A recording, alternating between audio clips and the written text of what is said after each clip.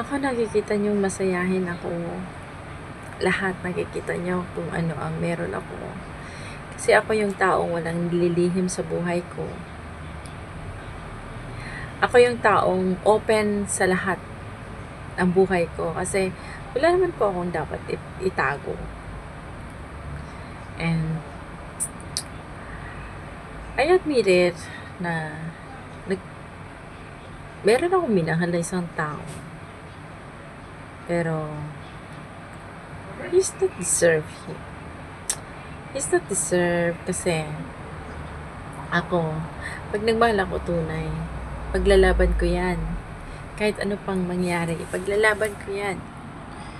Kahit anong mangyari, gagawin ko ang lahat para magiging maayos lang kami. Pero darating din yung araw at oras na susuko ka sa laban na to.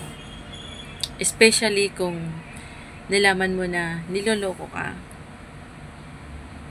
Susuko ka.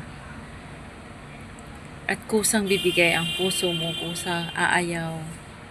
Kasi yung puso mo punong-puno na ng sakit. Punong-puno na ng dalamhati na nararamdaman mo. Araw-araw, gabi-gabi, umaga, paggising mo, andyan yung sakit. Pero dahil mahal mo, iniintindi mo, pero darating talaga yung point na susuko ka na ayaw mo na kahit na ang lalaking to ay sasabihin niya na mahal ka niya, handa ka niyang ipaglaban, pero deep inside, nandito sa puso mo yung sakit, nandito sa puso mo yung nararamdaman mong sakit, yung sasabihin mong hindi mo na kaya, tama na. Yung minahal mo ng buong buo, yung minahal mo ng nakala mo na siya lang, na ikaw lang yung mahal niya. Pero at the end of the day, malalaman mo na hindi pala, ikaw lang yung mahal niya, kundi ginagamit ka.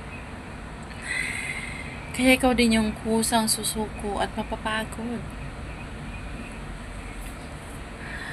Yung sinasabi nila na, madali lang yan, nakalimutan. Oo, andun na yun. Madaling kalimutan, pero ang hirap. Pero pag ang babae nakapag-move-on, pag ang babae nakalimot, kusa yan. Pag ang babae nasaktan, asahan mo yan. Isang araw, tatawanan ka na lang yan. Yung mga sakit na idinulot nyo, tatawanan na lang nila yan. Yung mga sakit na binigay nyo sa mga taong mahal nyo, pag ito nakamove on, wala na yan.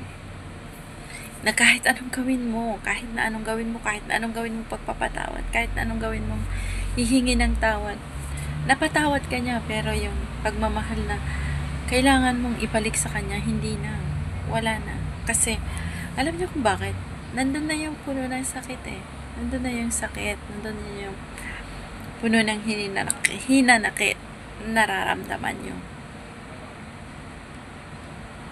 Na kahit gusto mong i-save, kahit na gusto mong balikan, na kahit gusto mong bumalik ulit sa dating kayo, pero hindi mo na kaya kasi nandito na yung sakit. Na kahit gustuhin mo na ibalik siya sa puso mo, hindi na siya pwede. Kasi nandun na yung lamat ng sakit na ginawa niya na hindi mo na makakalimutan kahit kailan. Kaya, sa mga taong nagmahal, sa mga taong niloko, sa mga taong pinagpalit, maging matatag lang tayo. Magdasal lang tayo sa Panginoon. Huwag nating ikinakahiyan na niloko tayo o iniwan tayo kasi hindi yan kahihiyan yan. Hindi yan isang malaking kahihiyan yan kung tayo man ay niloko at iniwan. Kasi alam nyo kung bakit? Inaalis lang ng Diyos yung mga taong hindi karapat-dapat sa buhay natin at magbibigay ng Panginoon ng karapat-dapat para sa atin. Ang Diyos siyang nakakaalam lahat. Kaya magtiwala lang tayo sa Panginoon.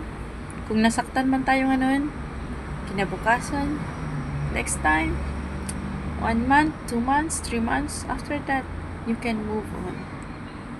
You can forget everything what you did. You can forget everything what they have done to you. Because no one is stay in our heart. No one. Because all of them was a temporary to living with us. Kung patuloy tayong paluloko, kung patuloy tayong paluloko sa mga taong matatamis ang bunganga, talagang malulugmok tayo doon. Kaya habang maaga pa, bumangon tayo at magdasal tayo. Kumapit tayo sa Panginoon na sana gabayan niya tayo sa lahat ng oras na pangangailangan natin. Kasi hindi lahat ng oras nalulugmok tayo. Inaalis ng Diyos ang mga taong nanluloko sa atin. Inaalis ng Diyos yung mga taong hindi karapat-dapat sa atin. Alam niyo kung bakit? Kasi mahal tayo ng Diyos. Mahal niya tayo.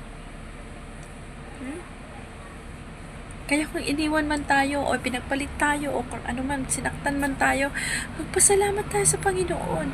Kasi alam niyo kung bakit? Inalis niya dito yung sakit, inalis niya dito. Inumpisahan ng Panginoon, hindi hinayaan ng Diyos na masaktan tayo hanggat hindi tayo magising. Kasi alam niyo kung bakit? Hindi hahayaan ng Diyos na masaktan tayo ng buong buhay.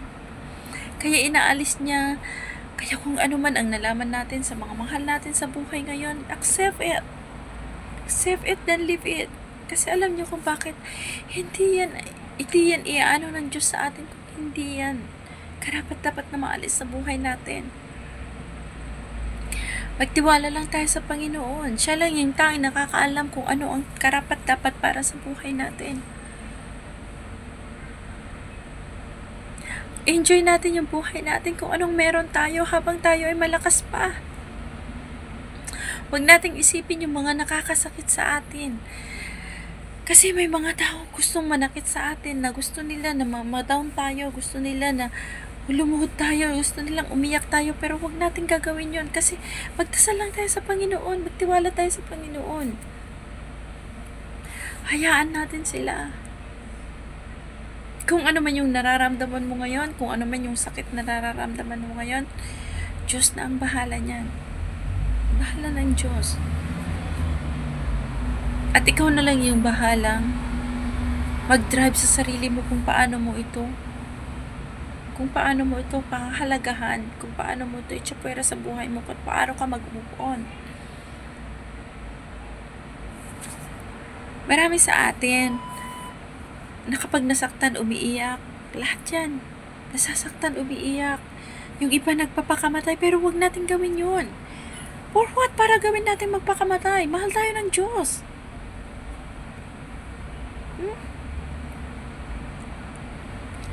Ang gawin mo, pag ikaw nasaktan, magpaganda ka, ayusin mo ang buhay mo. Isipin mo na lang yung nakaraan mo ay isang malaking bangungot sa buhay mo. Kasi, ang tao, kung talagang mahal ka, hindi kanya saktan. Hindi kanya ipagpalit kahit anong gawin mo. Pero, ang tao, pag manggagamit yan. Kahit anong pilit mong papaguhin, gagawin na yan. Gusto mo bang manatili sa isang taong manloloko ng buong buhay? Palayain mo ang sarili mo. Maging masaya ka. Maging masaya ka. Isipin mo ang kinabukasan mo. Hindi yung kinabukasan na lagi kang nasasaktan. Huwag kang manatili sa taong nananakit sa'yo. Palayain mo ang sarili mo. Love yourself. Respect yourself. Forget everything about that man or woman that will always hurting you. Because this is not deserved for them who you worth. You know your worth. You know your worth.